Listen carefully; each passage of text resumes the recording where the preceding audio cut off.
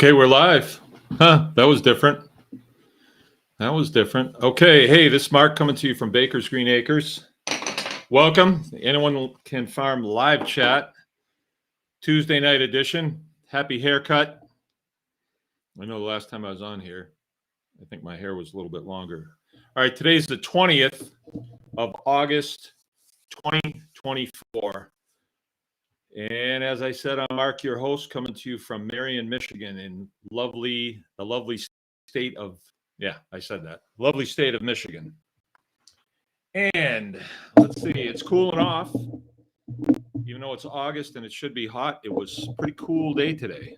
I think our high was 70, which is not normal for this time of year. Usually it's quite a bit warmer. But anyway, we got a few things to talk about tonight. But before we start,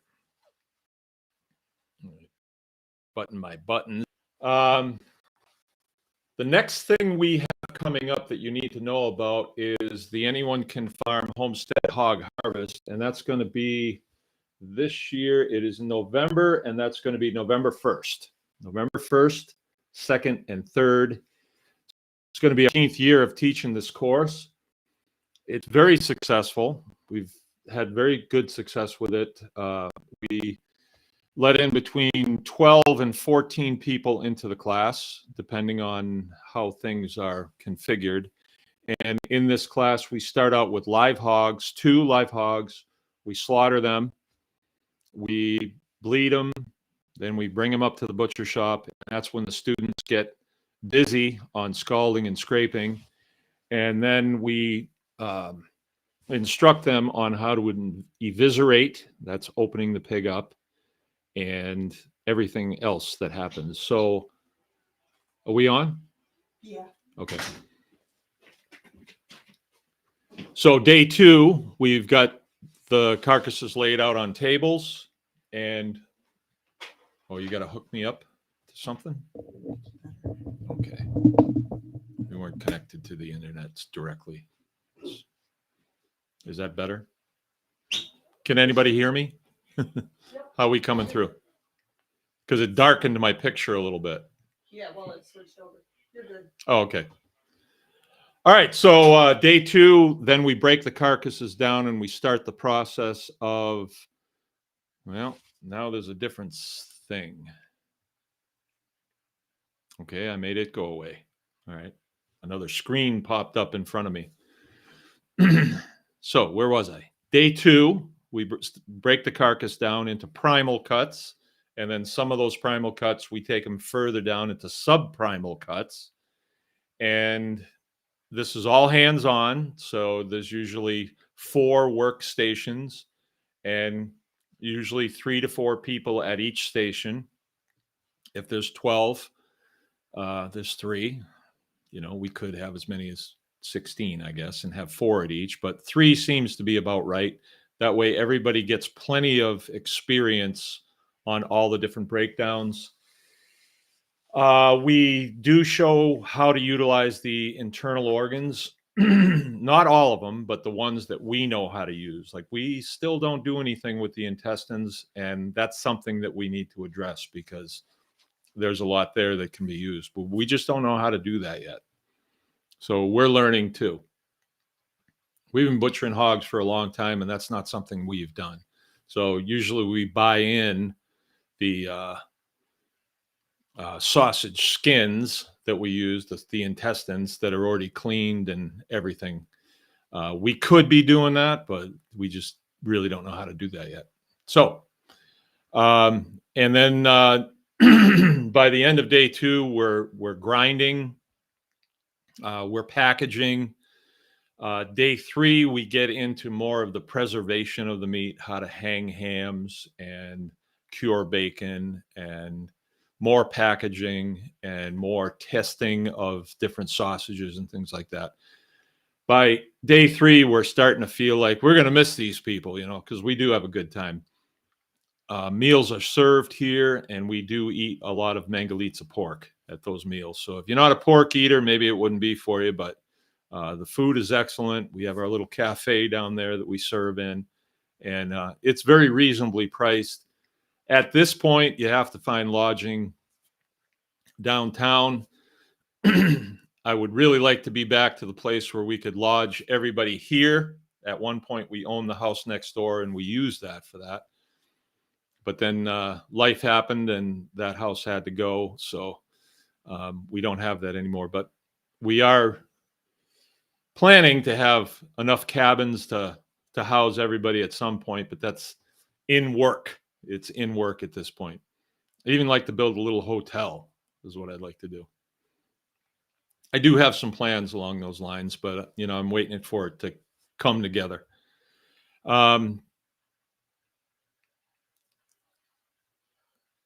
This past week, let's see if I should share this. Well, let me just wind up on the Anyone Can Farm Hog Harvest. So it's 3 days.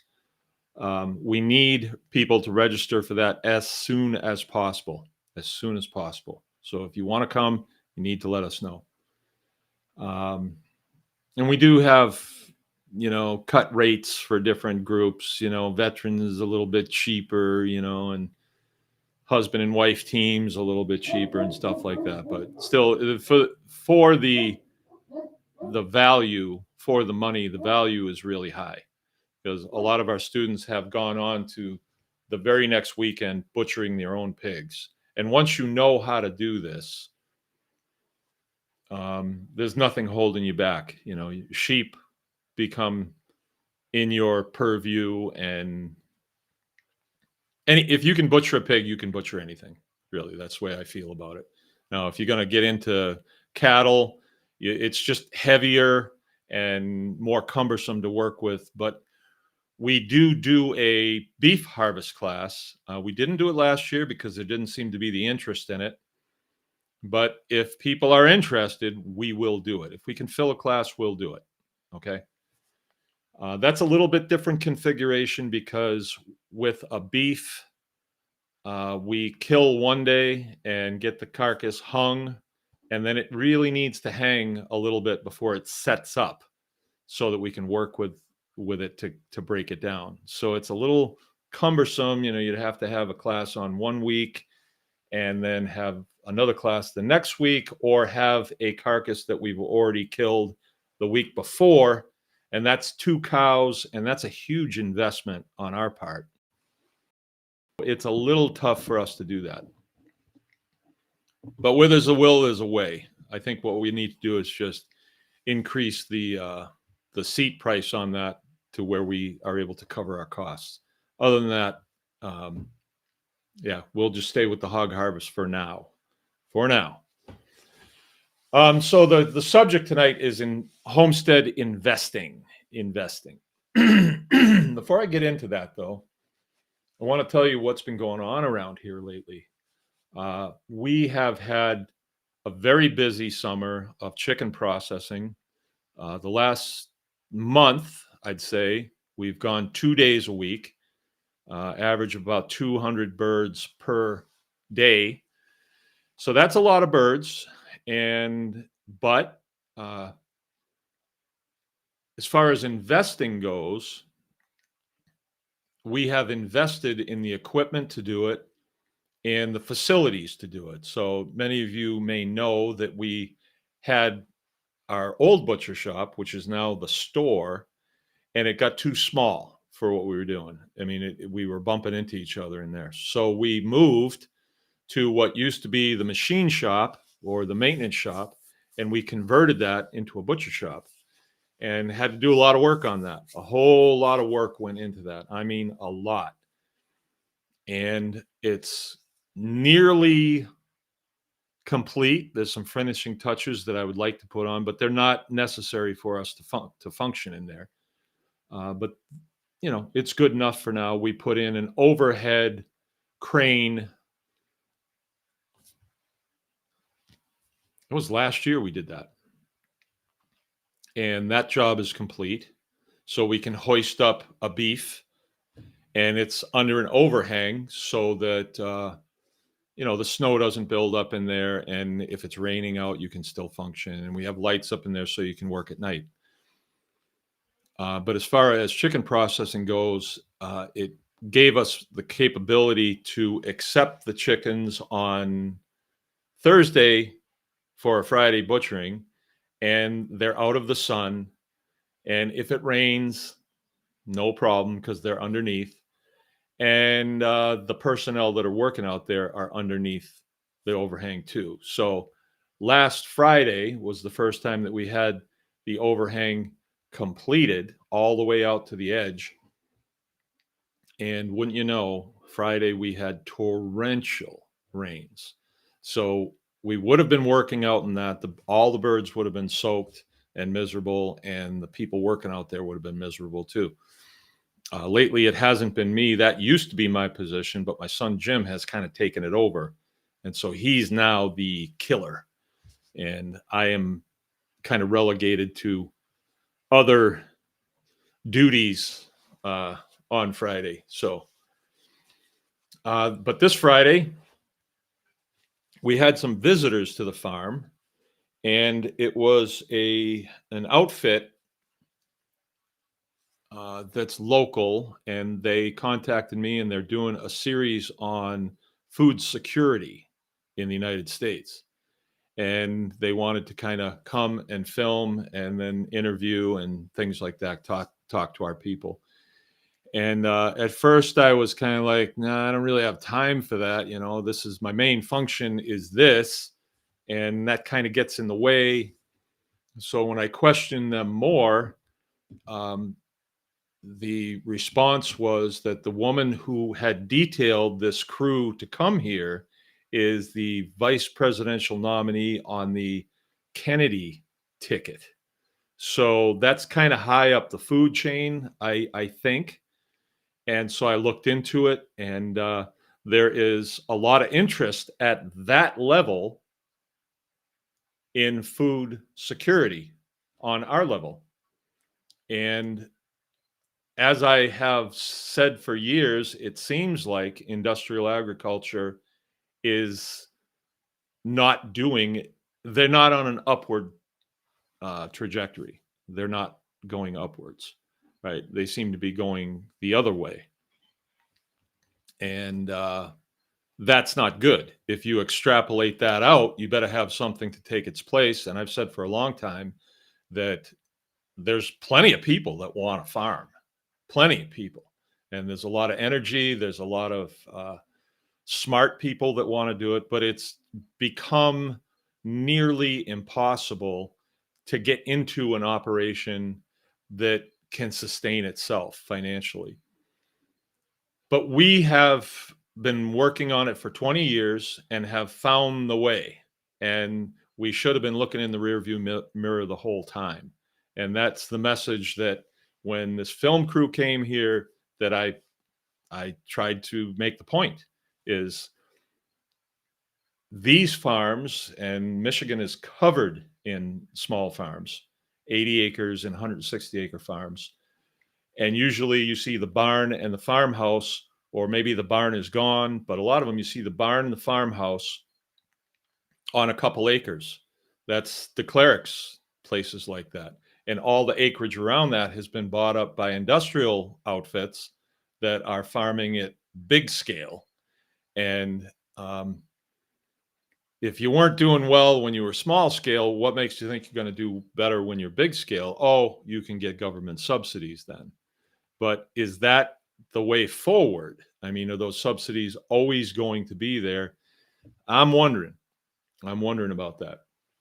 And apparently I'm not the only one that's wondering about that. So I did the interview and I thought it was productive. I enjoyed the company of the production team, and who knows where that's going to go? Who knows? But they were quite interested in what we were doing. And I don't think, you know, I'm careful when I talk to people like that because you never know, you never know who you're talking to. And so I kind of interviewed them quite a bit before we even met in person over the phone. I wanted to know what the intentions were here. And I looked at some of their other work, and it appears to be legit. So the reason I'm telling you that is if you are in small farms right now, the possibility is there that all boats will float higher. You know, why is it that small farms are kind of down here financially and struggling, but the big farms appear to be doing well? Why? What's the answer to the what's the reason for that? And I think when we look into it closely, we see why that's happening. You know, and so these things need to be addressed. I'm not one that is here to say that industrial ag just needs to go away. You know, that the government just needs to knock them out. No, no. If they're on a downward trajectory, that will take care of itself in time. But there needs to be a parallel system coming online to take up the slack, because food is important. I mean, it's real important. I don't know why I said this, but you ever say something and all of a sudden you realize, wow, that's really deep. I said that. But today we were eating. It was lunchtime. Jill brought lunch out, and it was brats that we made. It was corn on the cob that we bought from a local stand. It was, what else did we have? Oh, there was peppers out of our garden. There was cheese that Jill made, feta cheese that is like to kill for. And there was something else. Don't remember. But anything, anyway, I'm looking at this plate of food in front of me. And I just said, I am grateful for this food. And I thought at the time, a lot of times you become grateful for something when you don't have it, you know? And we should be grateful for the food that we have whenever we get it. You know, a lot of times families sit down and, you know, give a blessing on the food. Thanks God for the food and all that stuff. But do you really feel grateful for it? But today I did. I felt really grateful that I'm able to eat this food that's going to power me up the rest of the day in a good way to do good things on this farm. I was really grateful for that. And I felt like this is where I need to be. I'm where I'm supposed to be at this point. I'm going to get up from this table. I'm going to put the pedal to the metal and really invest my time in what I'm doing here. Of course, that didn't happen because Aaron showed up to get milk, and we had a cup of coffee that lasted an hour and talked about things, but very productive things. I mean, all farm related things, and, you know, just family related things, and just the stuff that we're doing and things that kind of excite us. And so from there, I had an appointment to pick up some steel for the barn. And so I went and got that and made it back here in time to, you know, do a couple things and get ready for the show tonight. So that was what today was about. We did really make some breakthroughs this past week on our hay barn and our hay. All the hay is baled up. Then we got like 3 inches of rain. So I couldn't even get back out on the field to get it. I tried and I got over 26 bales, but there's still 40 something sitting over there that I still need to get. And I think tomorrow I'll start in earnest getting it all over and getting it secured. And that's a really good feeling. So I invested a lot of my time, a lot of my sweat and tears along the way, because hay cutting, you know, as you know, or as you may not know, but I'll just tell you, it's a challenge every year because, you know, things could go fine and nothing breaks, or they could. And I had, I think, more breakdowns this year than I have ever had. They weren't big. One was a fuel pump on the tractor went, and luckily, you know, it was dripping out the bottom. I could see it and I knew what that was. So I pulled the fuel pump. I had to go to Traverse City to get it. So I burned a day, and I did lose 5 acres of hay on that one. Not totally lost. I'm still going to get it scooped up and put in with the pigs, but So it was quite the year, but it's done now. Mostly, I think we may do some more square bales. I got a local guy. I think I told you about this, but he's thinking that he wants to get a side gig going and cut small fields. And he's got smaller equipment that's lighter. He can get on small fields, and he wants to get a custom cutting business going. And he's in the tribe. His name is Scott Dick. He's local here, and we see things very closely, eye to eye, on farming. Now, he does work for an industrial ag outfit and has been doing that for a long time. He's been in farming his whole life, but he sees some of the things that I see as well. And you don't just complain about it, do something. And so he is doing something. He's getting up a side business going, and who knows, he may be able to keep himself busy at some point just doing custom cutting.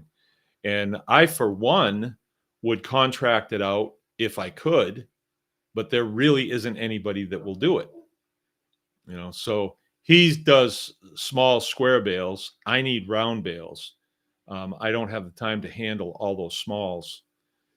But he does a better job of making square bales than I do of making round bales. So I have a surplus of grass, and he's willing to cut it, square bale it, and it can go in my barn. It will be my hay. I will pay him per bale. So he's getting what he needs. And then I can sell these small squares for smaller outfits that are just starting up, that don't have a tractor to handle a round bale. So it's going to work for both of us. I really don't have time at this point to be back in the field cutting, and I most likely would not. I would just graze it off. But I'm finding that my fields are so productive this year that I am not keeping up with my grazing. So, this is what we will do. And so there'll be some square bales available if any of my local customers want to, when they're stopping in to get their milk, they want to get some square bales for whatever they're doing on their homesteads. So I think it'll work for everybody. All right. So that's what's been going on around here this week. Quite a lot of things. I think that we're finding some solutions to bigger problems through farming.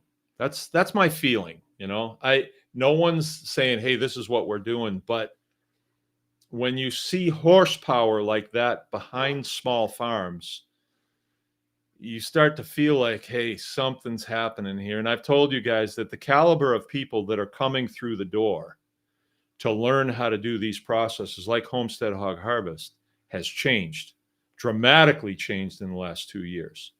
All right. It used to be people were searching for something to do. Now we have people that have a straight gig,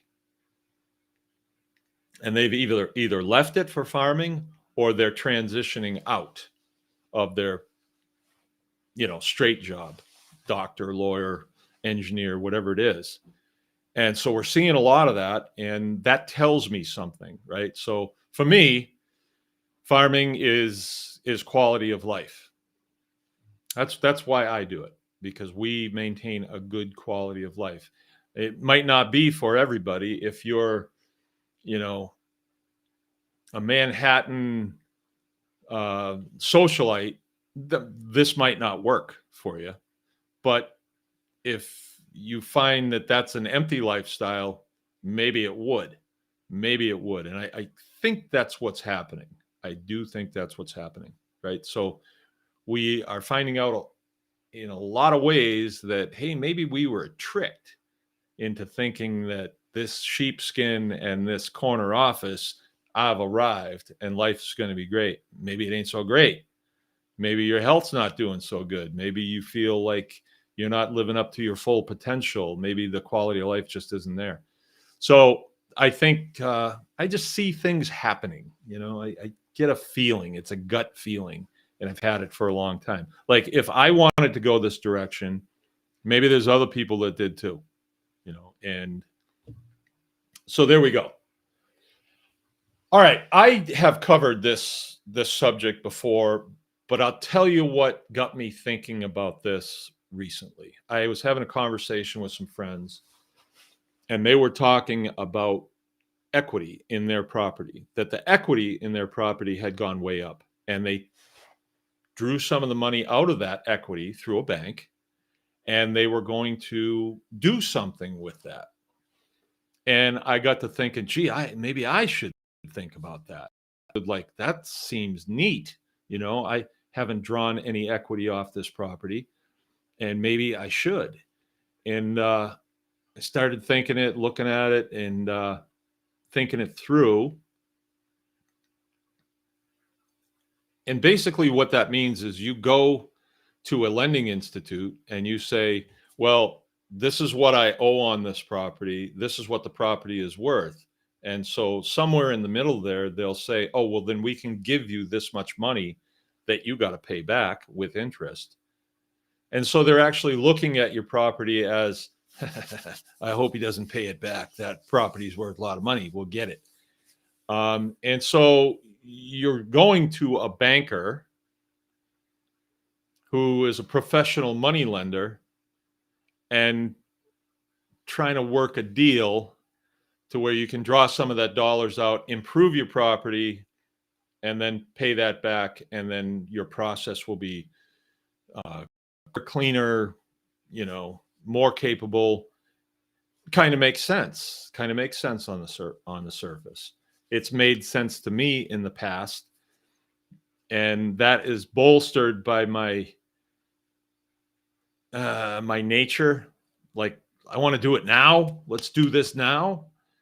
But when I look at our history here, 20 years here, we've never done it. And yet we have a pretty successful butchering business. We have a pretty successful cattle grazing business, chicken production business. We're milking, 4 cows now. I have 5 cows and 2 heifers, and I'm looking to add because I have more customers than I have milk.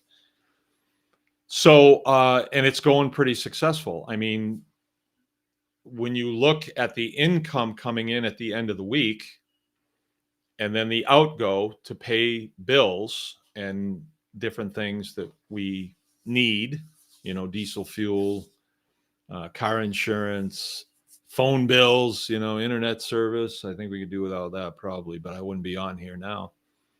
Just things like that. Once that's taken care of, and then the needs of our family, there's extra at the end of the week. And you think, well, I'll take this and I'll put it in this bank that's going to loan me money. And then maybe they'll give me interest on that money. Well, that's the thing of the past, right? And even if they were giving you 3-5%, is that a good place to invest your money? And that's what we're going to talk about tonight. Where do you want to invest your money? Now, I would hope that the processes that you're doing at this point, you've kind of gleaned from my conversation. Don't do anything that you don't make money at. Now, at first, you might not make money at it because there's a learning curve. And so don't quit if you don't have a surplus at the end of the week or the month or the year. Don't quit. I mean, if somebody else is doing it and they are making money, then there's a pretty good sure bet, especially if they counsel you on it. And that's what Tribe Plus is all about. We talk about those things. That's our Zoom call on Wednesday night, which we'll be doing this coming Wednesday night. We had to skip a week because of hay. But we talk about those things. And why shouldn't I share that? Why shouldn't I? I mean, we got 300 million people in the United States, probably a few more now, huh? And they all need to eat. So there is definitely a market out there for food, definitely. And it's starting to look like that market could increase. If you have your eyes open, that market could increase because the food supply is not secure at this point, right? We see all kinds of things happening. We've seen the prices at the store go up 50%. All right. So something's going on. Um, I don't know where all that money is going. I'm told that it's energy because the price of fuel has been, inflated or been allowed to go way up because the oil production in the United States has been restricted by the present administration. That's what I'm told. It makes sense. Maybe that will change.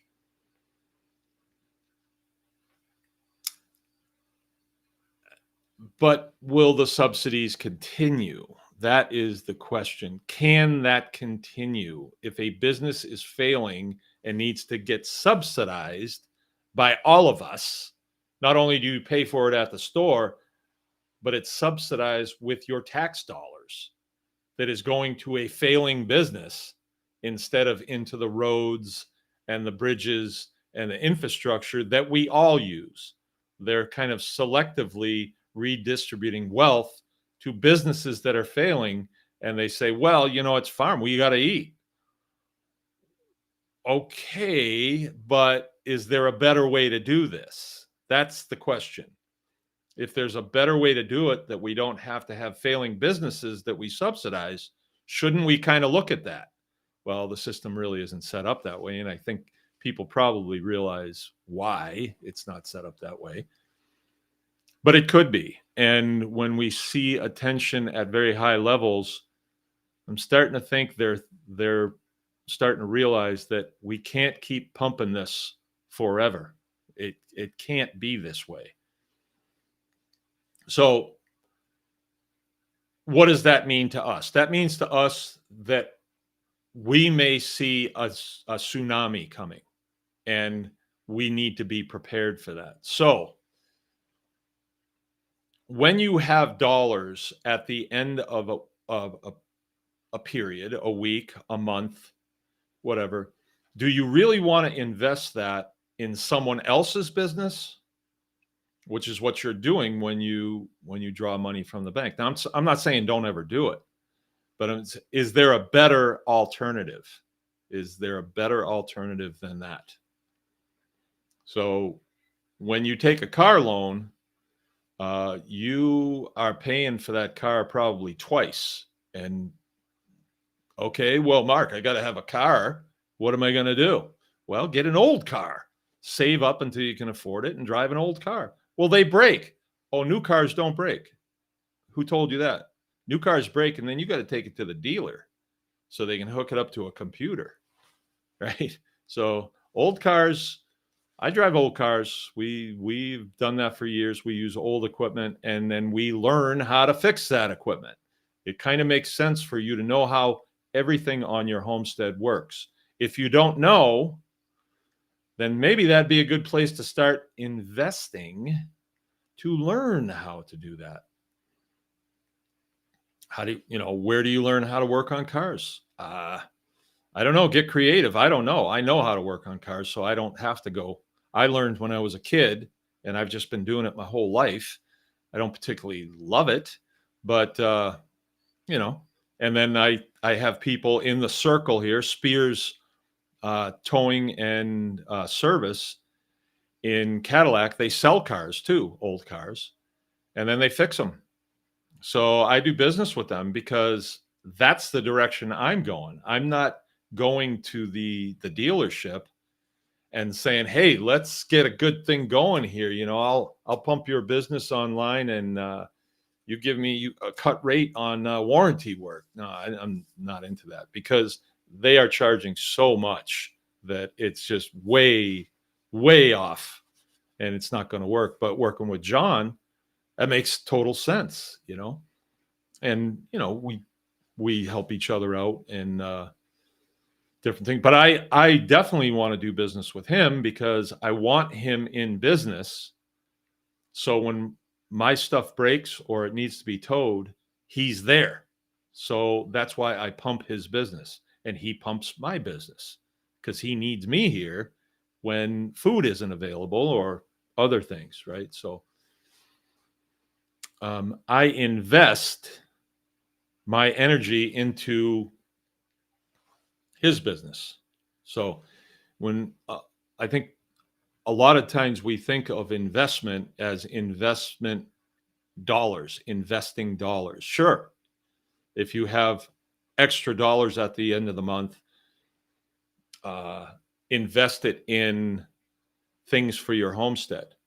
Build your homestead out so it's a well-oiled machine. It's so well-oiled that you could walk away from it if you had to for a time, and that's doable.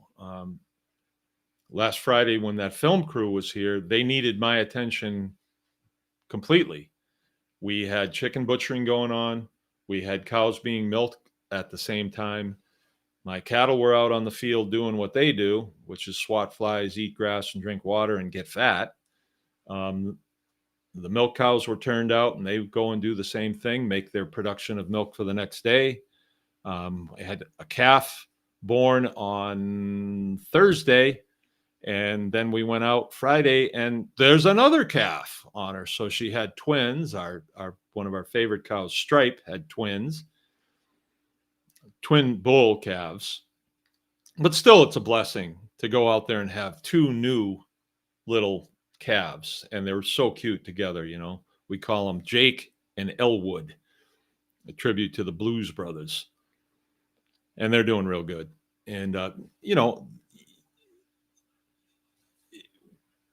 our cow, that cow, particular cow, her name is striped cow. Because she's striped. We invest in her, so we buy grain for her to entice her to come in to be milked. And that has a little bit of a price tag to it. Not much. She gets about a pound, maybe. Biochar, she gets that every day. And then we look after her. We take care of her. We make sure she's got nice pastures to lay out on and eat and all that stuff. So we are investing in her. But to make that happen, I had to invest in fencing. Right. So that's a lifelong investment too, because you don't just build it and walk away. You have to kind of keep it up and fix it when it goes down, trees go across it. So it's a constant investment in that of my time, but it's a good investment because the return on that is very good. Milking cows is a very good return on your investment. Like, I guess the prospective new president on the Democrat side is using that term a lot now, return on investment. So I thought I'd help her out a little bit. I got to shut this door. It's getting cold in here. Stand by.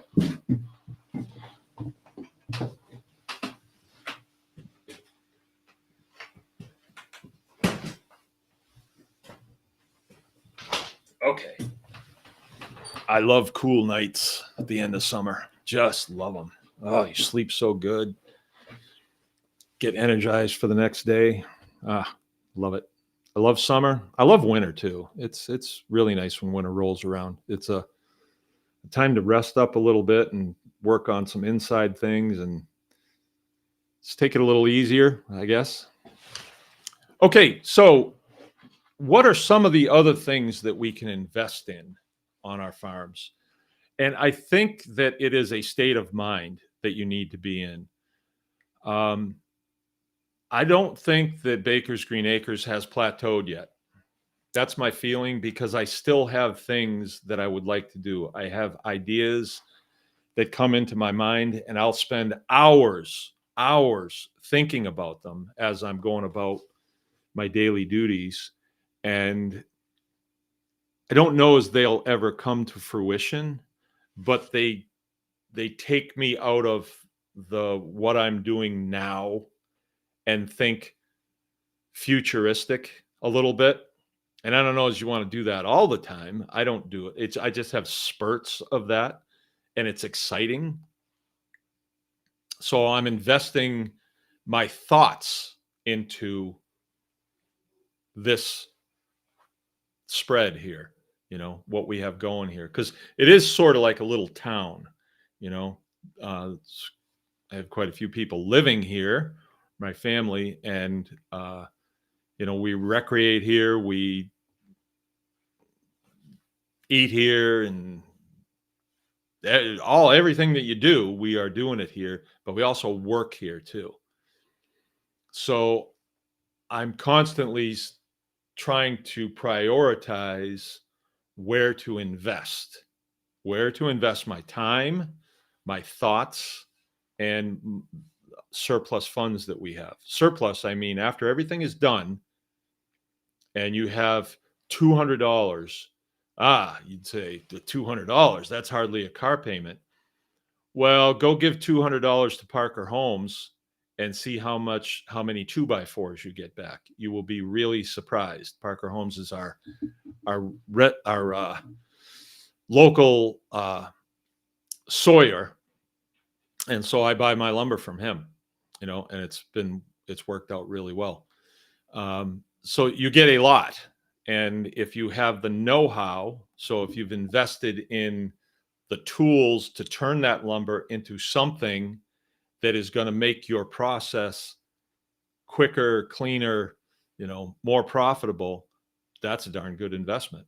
That really works. So in this latest case, we invested in an overhang off of the back of the barn where we can work under and do our chicken processing business. And it just makes everything easier and cleaner and more comfortable to do, and not less mental anguish when you have to go do it. So the overhang provides shade on the broiling hot days, and then cover from rain like last Friday. And so that was, in my opinion, and I was pushed to that investment by my wife. She kept bumping that up when I would talk about, well, what I'm going to be doing. Well, we really need to get that overhang done. Yeah. I'm going to, and she kept bumping it up. And I'm glad she did, because now that it's done, I really like it. Now I have a place to park under. If the Jeep is going to be out in the rain, I can put it under there, and it's really nice to have. And it's cool under there on hot days. And I think it's going to be really sweet in the wintertime, because that's where we're butchering cattle. To not have snow under your feet when you're working, and ice, and that's going to really be beneficial. It'll keep the pavement under there, the concrete, it'll keep it clear and clean and all of that stuff. So I have kind of a loose list of things that I want to get accomplished this summer, and I'm knocking them out. We're getting them done. My boys are working real hard because I'm investing in them too. Like yesterday, for instance, I was wiring in the new hay barn, and I wonder if Keith is with us tonight. I don't see him yet. Keith is out of the hospital, by the way. Keith Sutton. He got out of the hospital a few days ago, so he's home. And I had given him 10 days to get back on his feet. The doctors gave him 6 months, and he wound up back in the hospital. So I feel like maybe I pushed him a little hard. Maybe not. He might have just done it on his own. But Keith invests in people quite a bit, and he's a scrounger. He's the ultimate scrounger. And last year, he gave me 11 trusses, and they were kind of old, pretty beat up. They'd been used once, so who knows how long they were a building before they were taken down. But I measured them, and wouldn't you know, the building, the Clearspan building that we used to have here that blew away during one of our classes, actually, the concrete slab was just about perfect for it. And so we dropped the poles in, put the trusses up, and then we were okay. That's it. We're out of funds. We don't have any more dollars to do that. And then in 2 installments, I bought steel and transported it home and got it up there, got it screwed down. Then in a couple of weeks, I bought all the trim for it, like the ridge cap and the ends, got those installed. And that's how it sat all winter. We weren't able to work on that again because we were just out of money for that project. And it was far enough along where we were able to put hay under it and a couple of pieces of equipment, and that was good. I mean, it was better than not having anything there. Well, earlier this week and the end of last week, we worked on it again, and we got the skirting all done around two sides, which is what we wanted. And then we brought skirting down from the roof down 2 feet. So now there's like a big opening all the way around. And when you see the building, all you see is round bales. And that's what you want. You want the bales to be ventilated. You want the air to flow through there to keep them from, absorbing moisture and molding up and stuff. So, and just yesterday, I wired it in. It had electricity to it from a long time ago. And we had to do some plug. We put one plug in there and then a switch box and 2 lights and then an outside light. And in the course of that, my son Frank was working with me, and I said, okay, let me show you how to wire this in. Let me show you how to do this. So I showed him just a real small part of doing a splice. And the piece that we spliced in to go to the breaker box was about a foot short. And I said, that was dumb. I cut it, and I cut it short because I didn't want to use too much wire. And I thought, well, that was dumb. But I went and cut another piece, and I just handed it to him and say, do it over again, will you, for me? And he's like, yeah. So he stripped all the wires, and he did the twists and put the wire nuts on and got it snaked into the breaker box. We put a new breaker on it and then plugged it in and flipped the lights, and on they came. So it was a really nice thing. And but again, I stopped and I invested a little bit of my time into showing this young person, well, he's 12, 13, showed him how to do this. Now, the next time that job has to be done, when we're wiring out the milk house, I will just say, hey, can you do this? And he'll be like, yeah, I can do this. And then I'll show him how to wire in a plug. And then, and so on, switches and lights and all that stuff. I will show him how to do that. I'll invest the time in instructing him how to do this. And then he's going to need that as he presses on in life. He's going to need to know how to do that. So you invest time in other people in showing them how to do stuff. The return on that investment is usually like tenfold, usually. So I showed him how to rake hay the year before last. He's just a little kid on this tractor that's huge, and he's raking hay. And the first time he went around, he made some mistakes. So I showed him, hey, do it this way. And then he did a nice job. Last year, he was like, I got it. And he's gone. This year, he couldn't wait for me to say, you want to rake this? Yeah. Of course I want to rake this. He's just on it. Because you're a little kid. You're out there, you driving a tractor. You're out in the middle of a field. Your dad's letting you do something. It feels like, well, he's getting something done. So that was a really good investment in my own son.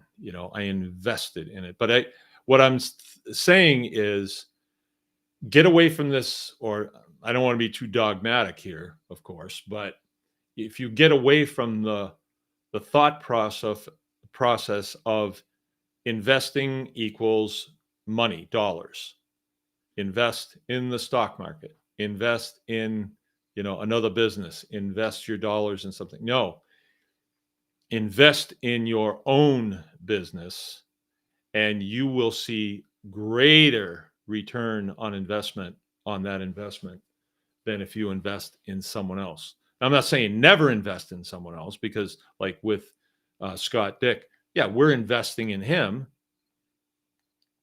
We're paying him per bale or per acre to do a job for us. Well, then I don't have to do that. I can be working on this over here that he doesn't do that, but I know how to do that. I'm building out the milk house, so I know how to do that. And and he's able to do what he knows how to do very well. And I am investing in his business because I'd like to see his business grow to the point where we say, you cut the hay this year. We've done it enough. I don't think I'll ever get there because I want to, or I don't think I ever want to go there because I want my kids to be proficient on this equipment and this process of cutting, raking, baling, knowing when to cut, when not to cut, how to watch the weather, how to manage their time so that they can, get the hay on the ground. It's dry enough, get it baled. The next day we're getting torrential rains, right? So there's a lot to it. And if you don't hand it to them and say, okay, you do it, they're not going to learn that. So in education costs, there's a cost to it, and it may be broken equipment. It may be, but I break equipment. So it may be, hay that doesn't make it up off the field and gets wet and turns into seaweed. I do that. So, and it just makes me it gives me more of a sense of urgency when I'm doing this, because if I don't have hay, I don't feed the cows. If I don't feed the cows, I don't get the milk. If I don't get the milk, I don't get the dollars that I trade for the milk. So this all works for the mission completion, right? And then when you think that way, if there's things that you don't do that would free up dollars if you did it yourself, then you start thinking, well, I don't know how to do that yet. Everything becomes a yet. I don't know how to do that yet. But I can be shown how to do that, or I can inquire how to do that. I can seek the education that I need to do that. And now it's mine. Now I don't have to pay someone else to do it. I never knew how to deliver a baby. This is a good story. My wife was in labor. We had a midwife, and this was a midwife that would go to the hospital with you, and she would do the delivery instead of an MD just flying in, catching the baby, saying, see ya, and then gone. She's in less of a rush. So we liked using midwives. And Jill's in labor, whining, making all kinds of groaning noises and stuff. I kept having to slap her. Shut up. Come on. And I'm talking with the midwife here. And we were talking about farm stuff. She was a farm kid out in Montana. And I was, at that point, I was farming, but not near to the degree that I am now. I knew very little. I was just kind of dabbling in it. And I think I had a couple of steers and a few sows and stuff. And I didn't really know much, but I was doing it and I was excited about it. And so I was talking with her about it. And she says, so how involved would you like to be in this process? And I said, oh, whatever you need me to do. No problem. Because I'd seen it happen, but I'd not really touched it. I hadn't been. And she says, well, get him a pair of gloves. She says to the nurse, can you get him a pair of gloves, please? I'm like, uh-oh. So I pull these gloves on and she says, you'll be sitting right here. You're the catcher. So what was I going to do at that point? No. So I just lived up to the challenge and I plopped her right down there in the catcher's position. And here comes my daughter, Dorothy. And, there was a slight problem. It's a good thing that the midwife was there, because I wouldn't have known what to do exactly. I didn't know how, this cord thing. What's this? Where's my Leatherman? And so the midwife just had to plop it over her head and say, okay, now you're clear. And then bloop, out she came. And I sat there and looking at this baby, like, whoa, that was intense. It was really intense. Changed my life right there. So, but I didn't know how to do that. And this midwife showed me how to do it and then explained some of the details. And from that moment on, I was like, I'm kind of interested in this process. else don't I know how to do that I could be learning to do? And so I've always been sort of on a quest to learn new things since then. Some stuff doesn't really interest me that much, but I do make it my business to bite the bullet and learn whenever I can. I have a cat here in my lap. This cat is really pushy. This is a kitten that was found in the driveway and was in really rough shape. And the kids brought it in the house and fed it. And now this is sort of a nice cat, I guess. Kind of a pain when I'm trying to eat at night and wants to jump up on the table and see what I'm doing. And when this cat wants to be loved, it just demands that you love it. So I'll try and love you if you stay out of the picture here. His name's Bob. Okay. I wonder if you can hear him purring. He's some purring cat. All right. So that mindset, the investing mindset, you're investing your talents. And if you work for someone else, like you go in and you punch somebody else's time clock, go away, Bob. You are investing your time in their business. And I'm not saying don't do it, but just know what you're doing. You know, if you are working your own process, the dividends would be higher than just a paycheck every week that you've got to split up into a bunch of pieces and pay this one, this one, this one. And then if you have a little left over, you're investing it in your beer belly or your lottery ticket stubs, you know. Oh, you scared me. The cat. Jill came and got the cat, rescued me from the cat.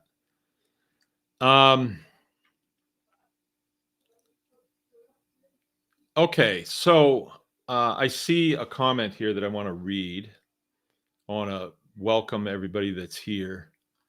And I think you know where I'm coming from on that, but this comment, I'm going to be able to expound on that. Okay. Abundant Living, your health and wellness coach. That is my lovely wife, Jill. If you need coaching in that respect, Jill is really got it going, and she's learning more all the time. And she probably won't prescribe you drugs. Papa's with us. Sean's with us. Gabe is with us. Right on, Gabe. Welcome. Belva's with us. Right on. TB Living Free. Thank you for sharing your impressive knowledge and insights, sir. You're calling me sir. I appreciate that. Gary's with us. Sometimes the learning curve feels like a cliff. That's the truth. But you know what that is? It's because you don't know. It's because you don't know. But once you ruin 5 acres of hay, you will say, well, I don't want to do that again. What do I need to do? And once you ask that question, you know, the answers come when you ask the question. But if you don't ask the question, the answers don't come. Like if you get to the point, especially like negative speak, and I'll talk about that in a minute. Negative speak stops the process. You know, like, well, I can't do this. Every cell in your body is going to say, okay, yeah, we're not doing this. Forget it. We're not doing this. If you say, well, I can't do this yet, then all the cells in your body are like, uh-oh, what's he going to do? Right? So that's what you got to do. But as soon as you say, I can't do it, or it's impossible in this state to do it because, all right, give me a reason why. Or give me another reason why. Give me another reason. Like, keep going. Keep searching all the reasons why you can't do it. Right? But if you pose the question a different way or the statement a different way into a question, it's like, yeah, this is a roadblock. How am I going to get over this? How am I going to get around this? How am I going to get under it, through it, whatever? Because there is an answer. You just don't know what it is yet. So the learning curve is high. All right, so Papa's saying it's incredibly hard to get started. Well, what is that statement telling all the cells in your body? Oh, this is going to be hard or probably impossible. Why don't you go to impossible? Go to impossible, Papa. Then you'll never get it done. Oh, this is impossible. I can't do it. Right? See, and I'm not picking on you, but I am kind of picking on you. What about it? It's a challenge to get started. Yeah, like I fell out of the sky to where I am right now. It was, well, that's easy for you to say. Why is it easy for me to say? I mean, I put my pants on one leg at a time. You know, I have all the same things that everybody else has. You know, I'm not disabled. You know, disability is tough. But if you ever talk to Keith Sutton, when he first started coming around here, he would tell me all the reasons why he can't. And one day I was just tired of it. And I said, you know what? I don't want to hear that anymore. I do not want to hear it. You're bumming me out. Don't tell me all the reasons why you can't do it. I don't want to hear it. You know, I could tell you a long list of why I could never have, you know, created a profitable farm, and there was a lot of reasons along the way. There was a lot of times I wanted to quit, but I just never did. I just never quit. But you can go into shutdown mode and still stay right where you're at and never progress. You can do that if you want. I wouldn't do that. I don't think you really want to do that. But it doesn't happen by magic. It happens incrementally. Little victories, a lot of little victories equal a big victory. Like hay, for instance. I mean, I can go on about hay because I have a love-hate relationship. I hate it when I begin. But then I'm up on the machine, you know, it's running, everything's clicking along. Whoa, look at that hay laying down. Nice and thick. This is going to be awesome. And then something happens. Yeah. And then I start hating. But by then, I already know I can't quit. I can't quit now because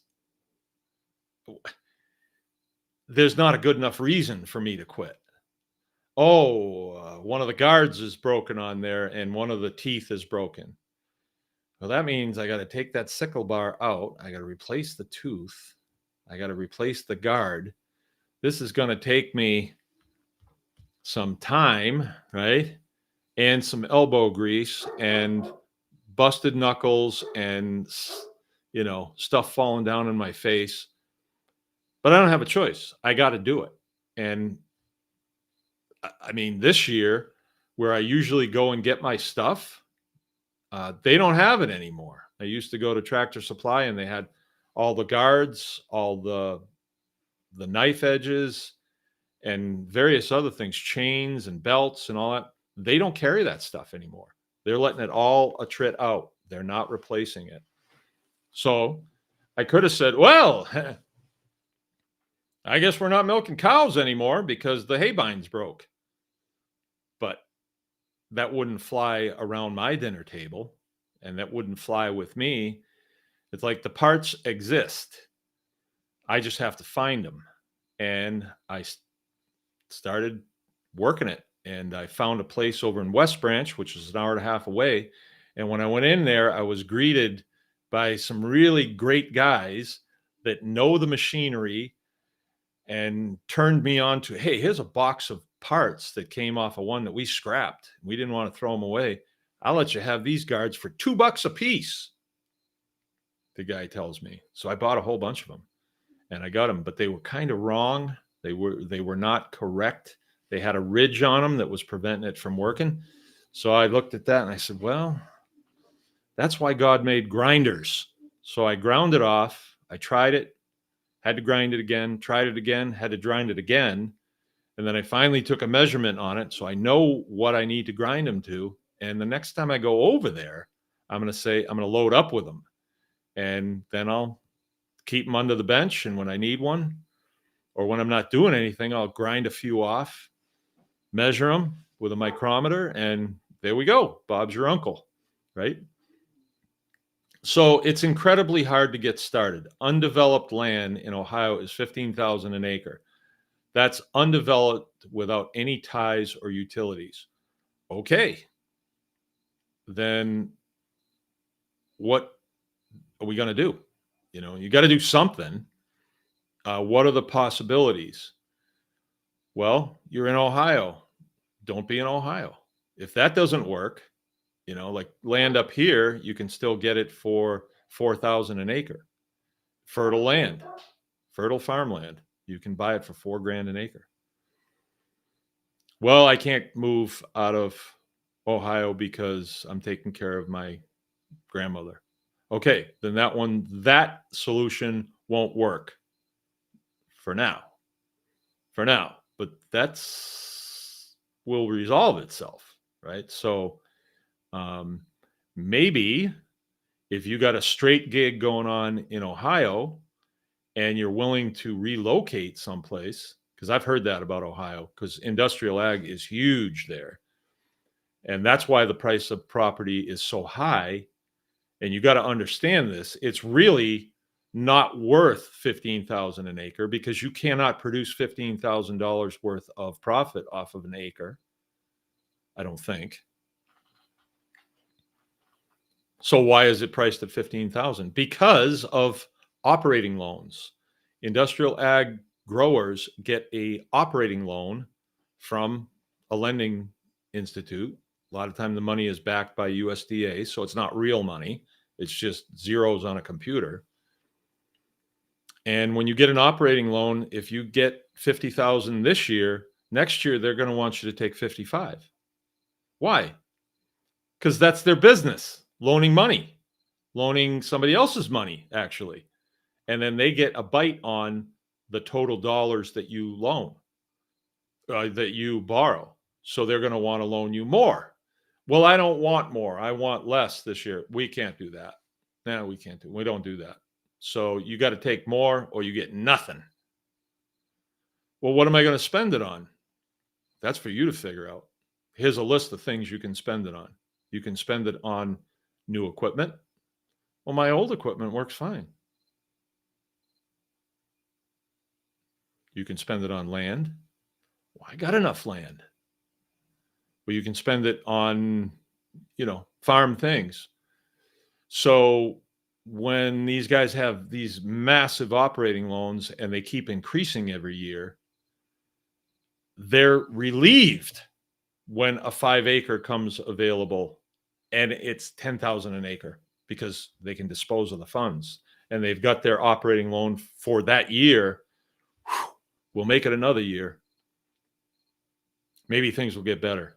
Yeah, maybe they will, but maybe they won't. I think they won't. So that land is really not worth that. So what other things could happen? Well, this could come to an end. All of a sudden, we go on a different monetary standard that they can't print money out of nothing because they're not only printing money, they're like kind of breathing it into existence. And they say, okay, USDA, this is your budget for the year. These are the funds that you have to dispose of. Well, USDA doesn't say, where'd this money come from? Is this backed by gold? They don't. They just say, okay. They distribute the money. And when you get a loan from the USDA, does it actually come to you? No, they'll disperse it to this company and this company and this company for you. So those companies really dig it. But what does it do to the individual farm? Does he ever see any of that? Oh, probably, because he probably writes into his loan a vacation. Disneyland. Yeah, let's go to Disneyland. Right. So that's why that is that way. That land is not actually worth that. So could this change? Oh, you darn right it could change. In a heartbeat, it could change. And then all of a sudden, this big farm needs to liquidate. They must liquidate. So you see the barns come down, you see the cattle get sold, you see a lot of facilities just taken down. I saw this happen with my own eyes out in California.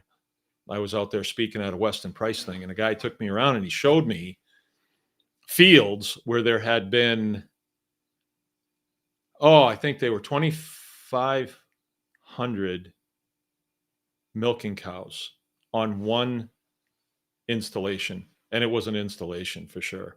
I mean, there was no swing sets there. It was not a family friendly place by any means. You know, hundreds of employees, all just punching a clock and milking cows, scraping gutters, you know, feeding, taking care of calves. You know, they just huge operations that all of a sudden the market for it dissolved because decisions were made that we're not going to be sending powdered milk across the Pacific anymore to wherever it was going. I don't know. And all of a sudden the facilities were taken down. All the concrete was ripped out and ground, trucked out, gone, and then replanted into a field. Yeah, I saw that happen with my own eyes. That would have been, it wasn't just one farm. There was lots and lots of them that went out. What year would that have been? Probably like 2012, somewhere around there, 12, 13. That was when I was going hot and heavy on the pig thing and everybody wanted me to come and speak. And I thought, well, this will be good, but it wasn't because I got a plane ticket and a hotel room, but I didn't get paid to do it. So it was basically time away from here that pays and going and investing my time speaking at somebody else's conference that I'm there for free and they're charging, you know, $500 a ticket to go. So I was basically like the fat lady at the circus, you know, I'm getting free food, all I can eat. So it was a bad deal, but I did learn a lot. I saw a lot of things. I wouldn't actually know about that if I hadn't, the fellow that I was staying at his house, he took me and showed me a lot of things. And then I met another guy that was in the raw milk business out there, and he was really successful because the USDA or the California Department of Agriculture doesn't see things quite the same as some of the other Department of Agricultures do. Like they actually wanted people to farm. They wanted people to be profitable. Now, the reasons why these farms went down is because their market just disappeared. All their milk was going to a dehydrating plant, and the contract for that dehydrated milk to go across ended for whatever reason. And so no more market. Don't milk the cows. Stop. End it. Take it all down. And so they did. But I don't think the owners lost any sleep over it because the investment, what they invested in, paid them, and they knew that someday it would end because they're definitely insiders. And when it ended, they walked away quite well. The employees didn't. You know, they had to find jobs other places, but employees are deciding to invest in this guy's business of their own volition. They do that on their own. And then when it closes, you guys are done. Your last paycheck. See ya. Adios, I should say. Adios, amigos. So could that happen here? Oh, yes, it could. Why? Because the land has value, production value. And if the entity that owns all that or has charge of it goes out, that land becomes available. So that could happen. And I've had several conversations with people that have found me and that are quite high up the chain, the management chain. And that is the concern. If they go out, what would that just get absorbed into the next farm? What if the dollars aren't there to make that happen? Then what happens? Well, that asset has to be sold. And so who does it get sold to?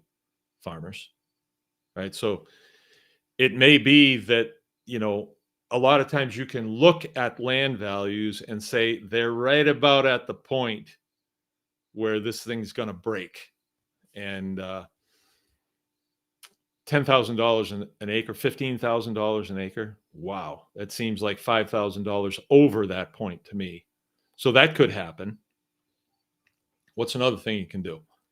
A lot of times, what happens with farms, traditional farms, and traditional farms are usually like 160 acres, 80 acres. It has to do with the way land is surveyed, and they survey it in sections, actually. And a section is a mile square, right, in this country.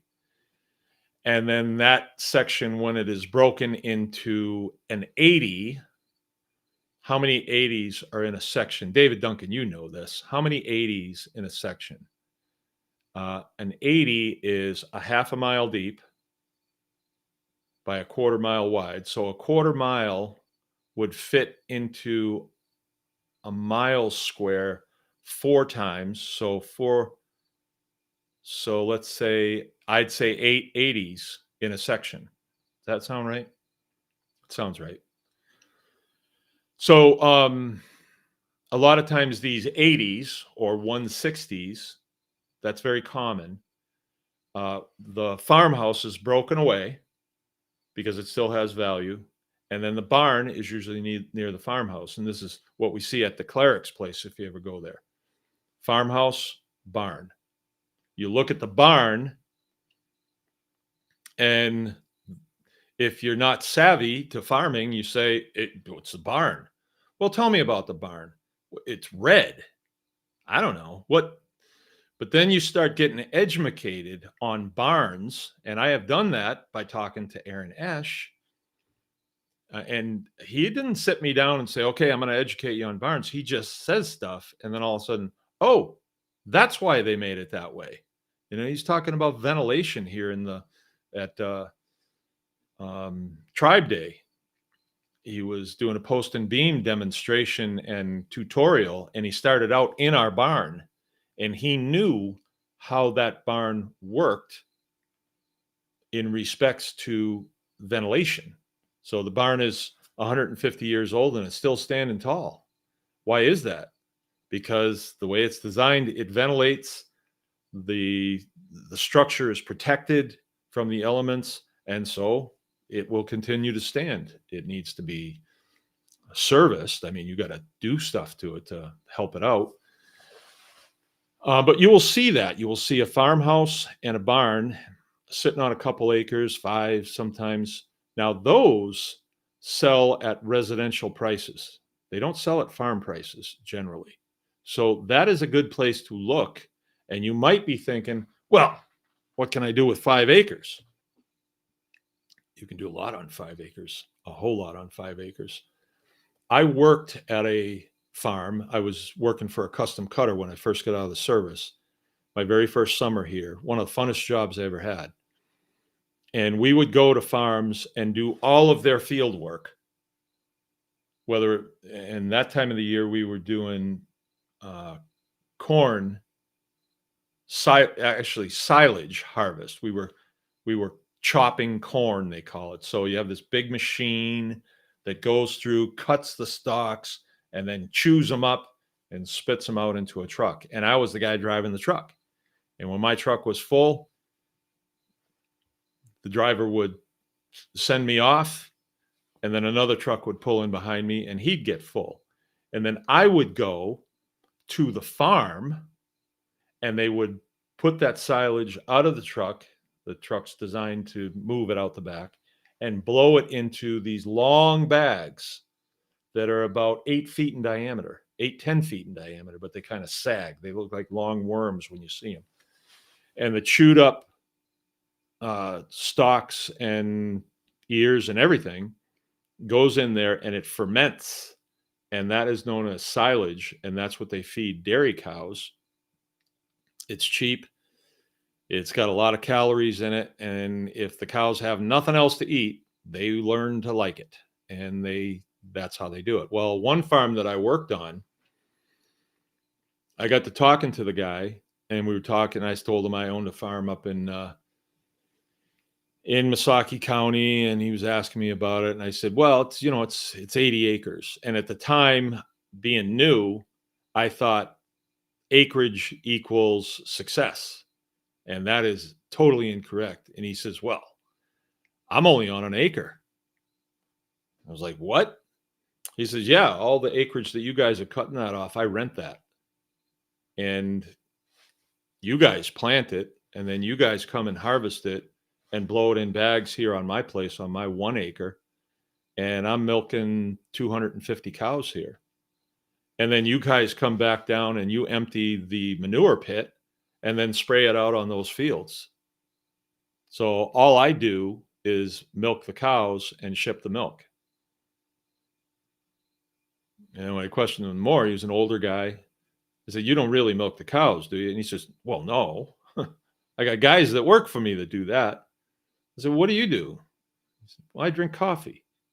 So he's on an acre, 250 cows in confinement on an acre. Yeah. So when you think 5 acres, that's not really any space. Oh, yeah? Do the math on 10 cows at, let's just pick 3 gallons. 3 gallons. I'll do the math, all right? Because I know the math. And I have a calculator. Okay, so 10 cows. So let's put in 10 cows times, let's just pick 3 gallons of milk because you're only going to milk once a day. Let's take 4. Let's really blow your skirt up. Times 4. That equals 40 gallons, right? So we're going to get 40 gallons per day. Times, what's the going rate for raw milk, a raw milk dairy? Around here, it's 12. I get 10. So let's just go 10 times 10. 40 times 10 equals, whoa, my calculator is malfunctioning. Okay, let's start over. 40 times 10 equals 400. Okay, how many days in the week? Times 7 equals, that's a week, $2,800 a week. How many weeks in the year? Times 52. See, I know all these numbers.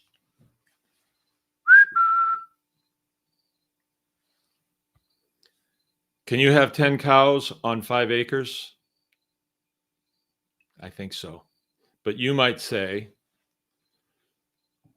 Mr. Defeatist there, I'm picking on you, I know, but a defeatist might say, well, I can't cut enough hay off of 5 acres to feed 10 cows.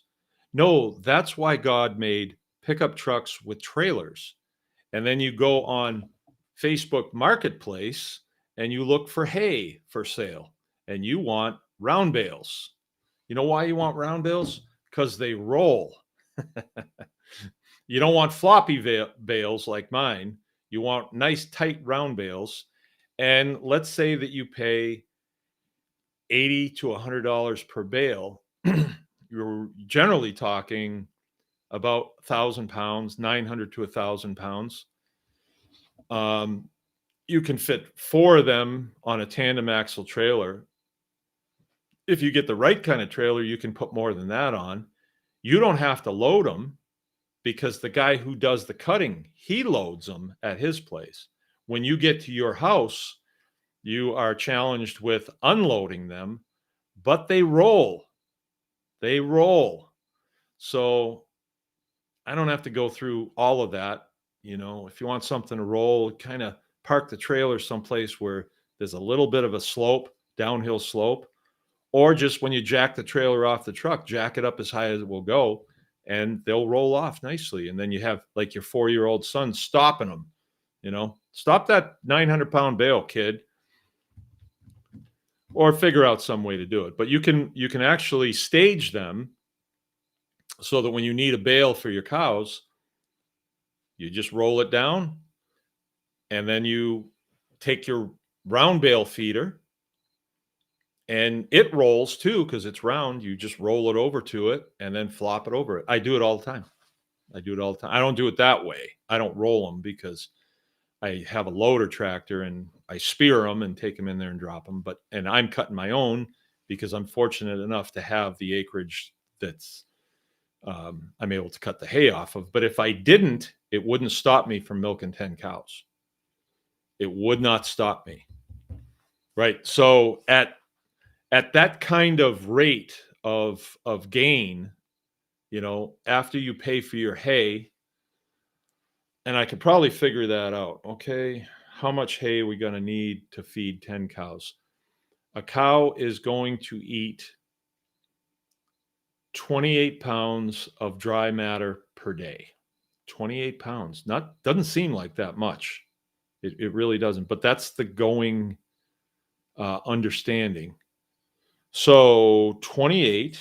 Let's go 30. 30 pounds of dry hay per day. And I know we're going to have to get into some grain here in a minute. Times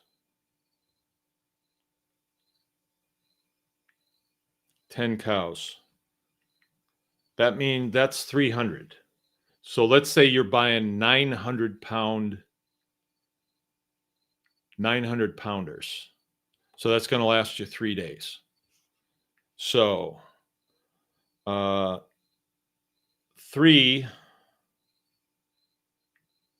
Gazinta. Do you know how to do Gazintas? Gazintas 365. No, let's do it. 365. That's days in the year. Divided by 3 equals 121. 121. So you'll need 121 bales. 121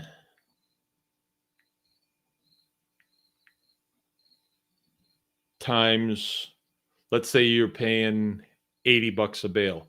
And that's doable. That is definitely doable. I can get it cheaper than that here. I can get it off my neighbor for 70. So let's just go with 80 times 80 equals $9,680. So let's figure 10 grand off your 145. Don't sound too bad. That don't sound too bad at all. Am I doing that right? I think so. So then you might say, well, I don't have the land to spread all that manure on. What am I going to do with all that manure? Oh, negative Nelly. Now you're going to have to invest some of that money that's left over, that $135,000. You're going to have to invest some of that in a tractor. So you do how that really in a bunch of different ways, but you can go to Marketplace again, and for $10,000 to $15,000, you can find a pretty good tractor that will do what you need it to do as far as getting that manure scraped up and put in piles.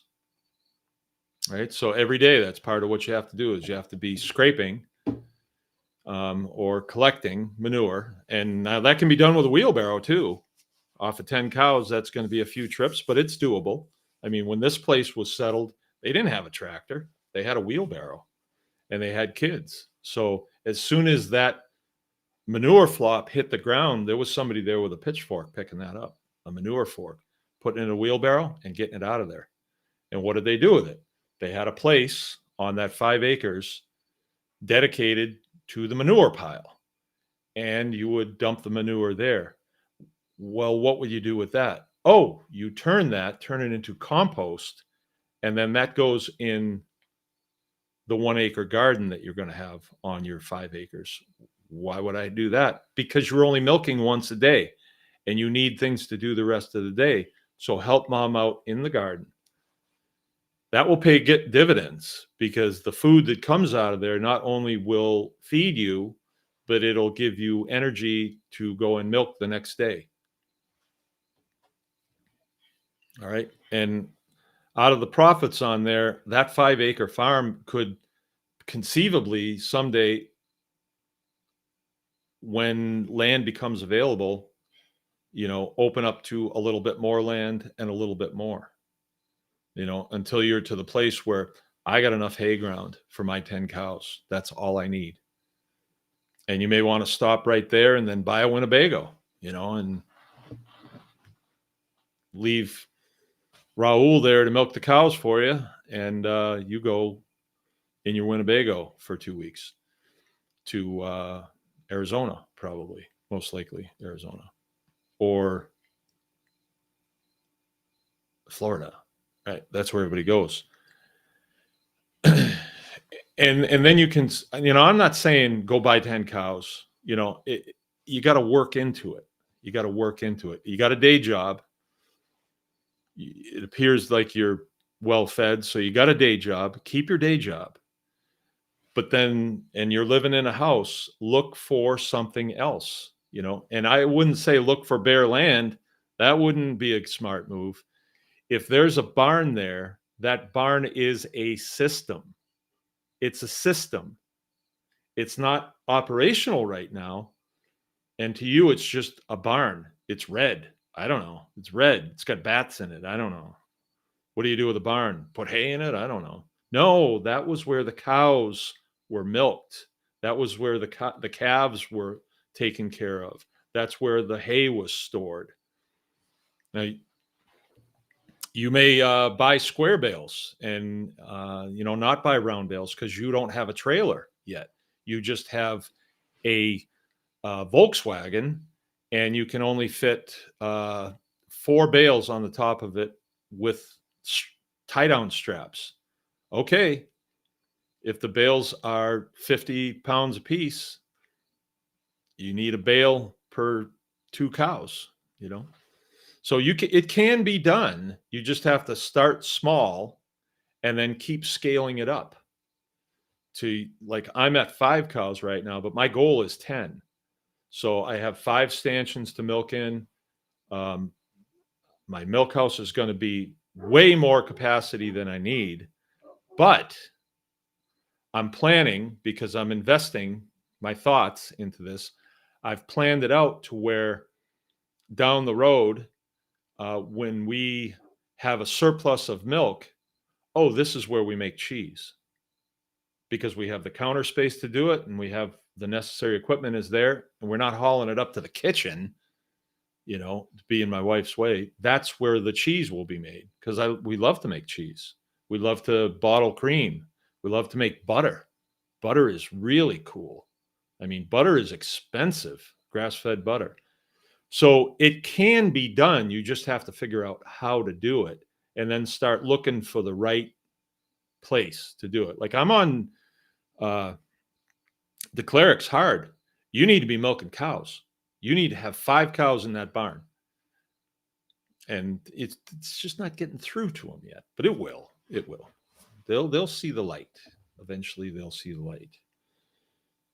So that's my little thing on milking cows. And that's why I think when people came here from Holland, in the area that I live in, it was settled by a lot of Dutch people. When they came here, they had a plan. Like the house that I live in, this house is like this all over the county, right? And the barn, all over the county. And a lot of them are just sitting on a couple acres, and then the fields, there's not a fence, there's not a tree. It's all cleared off, and it's industrially farmed. And if you're an industrial farmer, that row of trees there, it might be pretty, but it's taking up space. I could be planting corn there. Rip them out. Get rid of them. Stone wall, get it out of there. Fences, fences. What's that all about? All right. So the answer here is in the rear view mirror. It's not ahead. It is not ahead of us. because there's no way to steward this creation better than the way it was stewarded from the beginning up until about the 1960s. That was when it was at its peak. And what do I mean? I mean, if I was in a debate, somebody would say, well, now a farmer, with the use of chemicals and heavy metal, one guy can farm 500 acres. Yeah, but is that one guy a family that's farming that 500 acres? Is it providing employment, gainful employment for just one guy? Is that a good thing? Well, I suppose the bottom line is better. I suppose it is, but I don't think it is. I think that's what they would try to make that case, that, well, one man can farm 500 acres. That's way better than having a whole family farming it. Well, I don't know about that. Can that one guy do all the fence work? We don't do fences. We don't let our cattle out on the ground. They're on concrete all day. Well, is that a good idea? Well, yeah, because one guy can manage that whole barn. Well, that's not a good idea. I don't think I just don't think it's a good idea. And it doesn't look like it's a good idea. It's not fair to I think we have a responsibility to the creator of this creation to treat those animals fairly and equitably. I mean, we wouldn't want to live in a barn like that. So why do we think because we can force them to do it that it's the right thing to do? It's not the right thing to do. No way. They have every right to the sunshine. They have every right to the ground that we do. They have every right to that. So that's that. I know 15,000 an acre does make it seem like it's out of your range, but open your mind, man, and quit with the negative waves, man. Quit with the negative waves. Can't you say something righteous? That's my Donald Sutherland impression. All right. It's impossible to come up with 2.5 million when you make 45,000 a year. Okay, I guess you can just forget your dreams. See, you don't have to have 2.5 million. You're not entering into industrial ag.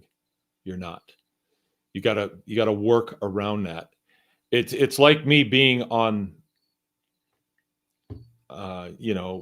in Saudi Arabia and just bitching that it don't rain enough here. It doesn't do any good. You got to figure a way around it. Now, if I was in Saudi Arabia, I wouldn't want to be in Saudi Arabia, so I would leave Saudi Arabia. Even if I was Saudi Arabian, I would leave it, right? I wouldn't care if my grandmother was there or not because it's a crummy place. But there's lots of fertile ground. Like up here where I live, I see properties pretty regularly for sale, and unfortunately, prospective farmers turn their nose up at it because it doesn't have acreage. And I've even seen people turn their nose up at, well, there's too much acreage.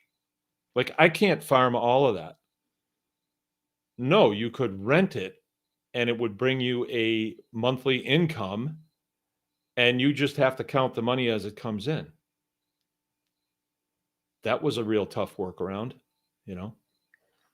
So there's ways, but you got to understand the farming world to know how to navigate it. Like, I got plopped down in this, and I came out of a world in the military where we are constantly policing each other. I mean, constantly. The older guys are always telling the younger guys, do this, do this, do this. Hey, don't do that. And your younger guys, they trust you because of the nature of the work. There's a big trust involved. And so when somebody says, hey, don't do that, it's like, I'm going to try it anyway. Boom, it goes off. No, you trust.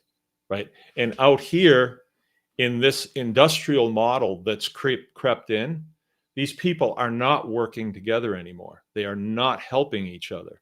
They're all individualized. Big mistake. Big mistake. And that's kind of relatively new.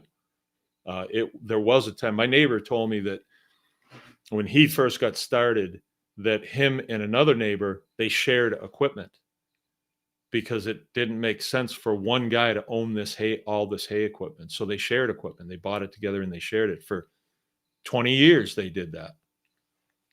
And then I don't know, the breakdown, it happened everywhere, but it was definitely intentional, So one of the things that you want to invest in as well is community.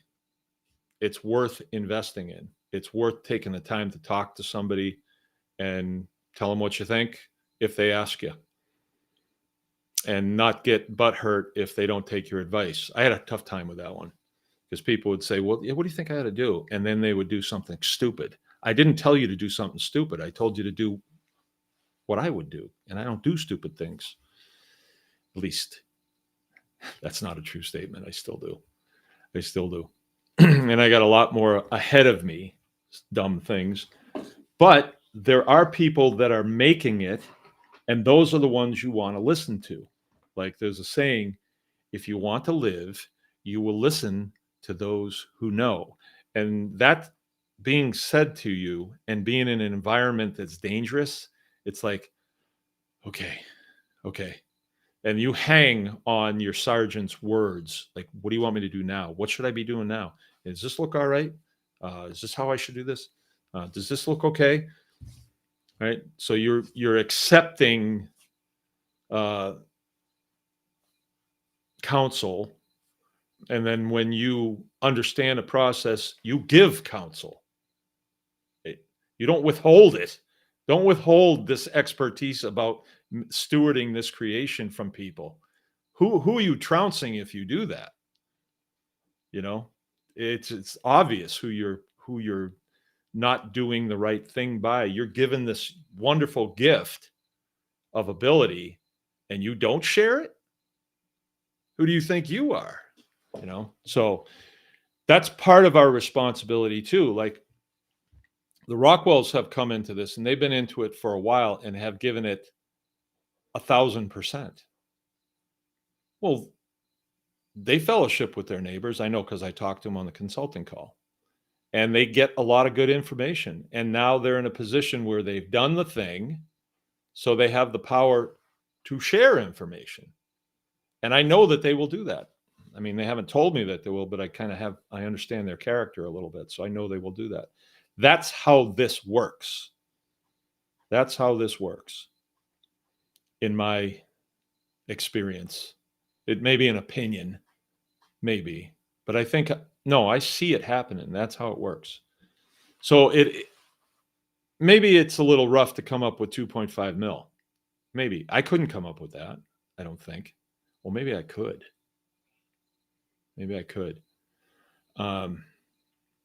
Because of that whole equity thing. But the reality is when I bought this farm, it was a broken down heap and it was just being farmed by people in the neighborhood and nobody even lived in the house. And as far as the insurance company was concerned, that barn needs to come down. And it's too close to the house. Don't burn it. And I had no intentions of burning it. So we had to, that was our first project, was because I was quite in the system at the time, thinking system, like the industrial system, the military system. Oh, you got to have insurance on the house. Well, they won't give me insurance because of the barn, because they think I'm going to burn it for the insurance money, probably. Well, you got to fix the barn.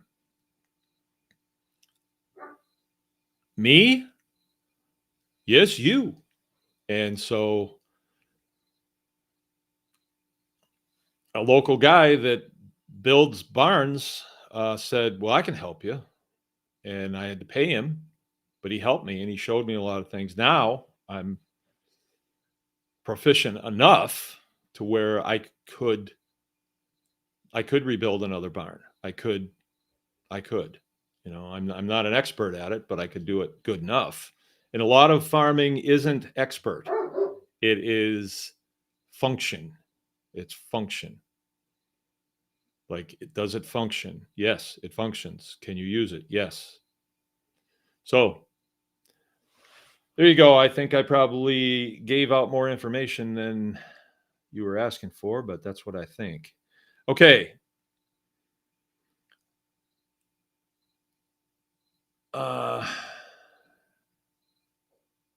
The ghost is saying, but more negative waves, man. $200 right now would get me 10 16-foot 2x4s of spruce. Actually, maybe just 8. That is a negative statement, man.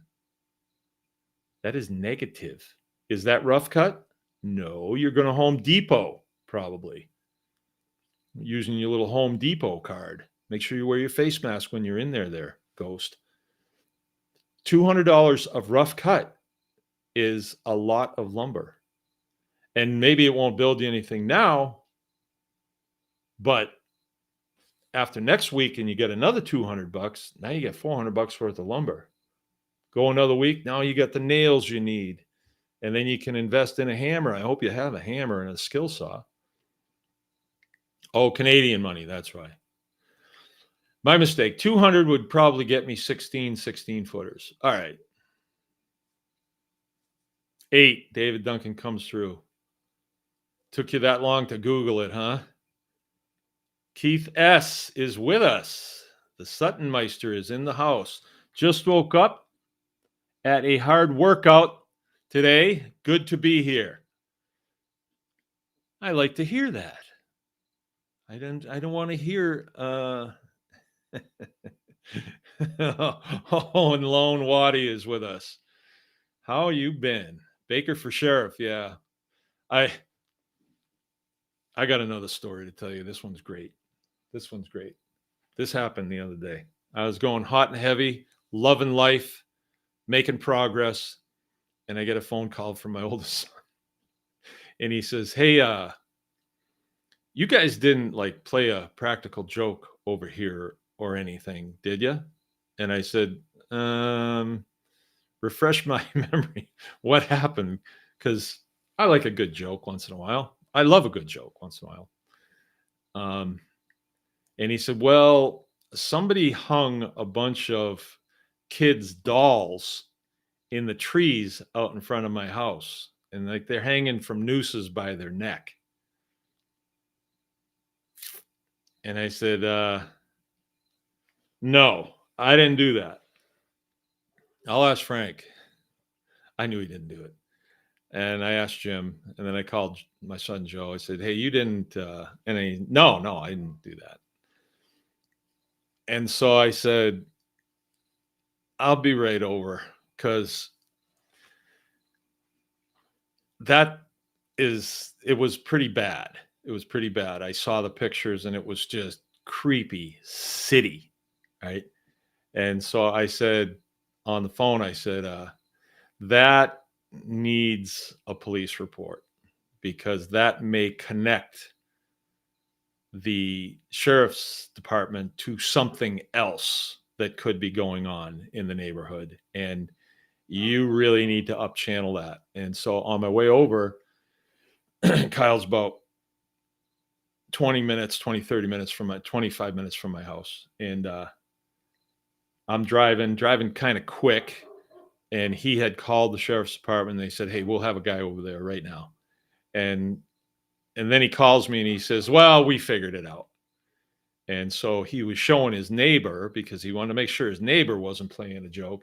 And this old guy pulls up on a moped and says, hey, how do you like it? I was like, you did this? And he says, yeah. It's sort of like a baby graveyard. It's kind of inspiration. And they're like, no, it's not. It's why did you do this? And the guy's like, oh, well, it's a tribute to one of my children that I lost, he said. And he anybody that would do that is not right in the head, for one thing. And this guy is seen going up and down the road, doesn't have a driver's license. So he goes up to the party store on his moped and gets what he needs, comes back. He lives in a dump. And so they waved off the sheriff's department. And I got there and I said, no, you have to up channel this, because this is not right. Even if the guy admitted that he did it, he still is down the street and he still did it. And he actually took the dolls down and put them on his moped basket and went. So that's not good either. That whole thing just stinks. So they called the sheriff's department again and says, no, we are going to need a police report on this. So the sheriff's deputy came out and he recognized me from when I ran for sheriff. And he was really friendly. And he says, hey, man, I really enjoyed your presentation. And I don't really know what he meant by that. I don't remember presenting anything to a group of sheriff's deputies. But anyway, it might have been something else. And really nice guy. And he says, oh, that guy. He says, yeah, we know him. We know him. Yeah, I'll generate a report, and we will go down and have a word with, what was the guy's name? Anyway, doesn't matter. We'll go have a word with him. And so it was just a really, talking with the sheriff's deputy, I said, so how's things going? Being a cop these days can be difficult, and it's not a high paying job. And when people just don't like cops in general, it's a bad deal. And because part of that job is that you're dealing with a public that previously saw policemen as, arbiters of what is right and what is wrong, right? That's how the public approaches them. But it's kind of not that way, because they're seen as harassers and things like that, which I've been harassed by a cop once and it was not pretty. And anyway, so he's a really nice guy. And I thought to myself, we as men in this community, we really need to come together, and we need to acknowledge that those guys are the point of the spear. Because if he hadn't gone down and talked to this gentleman, I was going to go down and talk to this gentleman. And when I thought that through, I thought he might be sitting in there with a gun. Who knows? But I got to do it, because I can't not know what's going on here. I have to interview this person. And instead, this policeman went and did that. So he walked right into it. And I thought,